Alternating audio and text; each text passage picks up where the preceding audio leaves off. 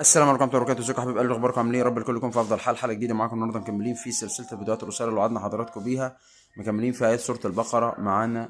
مكملين في سلسله فيديوهات الاسنان. معانا الايه النهارده بدايه من كام؟ بداية من 26 ربنا، بداية من 28 ربنا عز وجل بيقول: أعوذ بالله السميع العليم من الشيطان الرجيم، بسم الله الرحمن الرحيم. كيف تكفرون بالله وكنتم أمواتا فأحياكم ثم يميتكم ثم يحييكم ثم إليه ترجعون.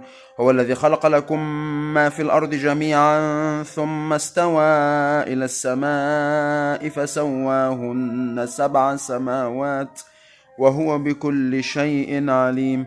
وإذ قال ربك للملائكة إني جاعل في الأرض خليفة قالوا أتجعل فيها من يفسد فيها ويسفك الدماء ونحن نسبح بحمدك ونقدس لك قال إني أعلم ما لا تعلمون. صدق الله العظيم. دي كانت آية النهاردة. ندخل في حلقة النهاردة على طول. لو كان يا دكتور عندي تركيبة كنت عاملها واتكسرت، بعد ما اشيل هبرد السنان تاني ولا هعمل مقاس على طول على تركيبه؟ اقول لك لا، في الغالب مش هنعمل تاني. ممكن نظبط حاجه بسيطه لو هنظهر الفينش لاين من تحت كده، حاجه بسيطه خالص، لان بتبقى طبيعتها السنان رفعت خلاص ومش هتاخد منها اكتر من كده، عشان ما تعملش سنسيتيفيتي وحساسيه زياده وتقلب السنه، ممكن تدخل في عصب، او حتى بتكون الحساسيه بتاعتها ساقعه جدا، الحساسيه بتاعتها بتكون شديده مع الساعه والسخن. ففي الغالب بناخد المقاس على طول يعني. اشوفكم الحلقه الجايه، والسلام عليكم ورحمه الله وبركاته.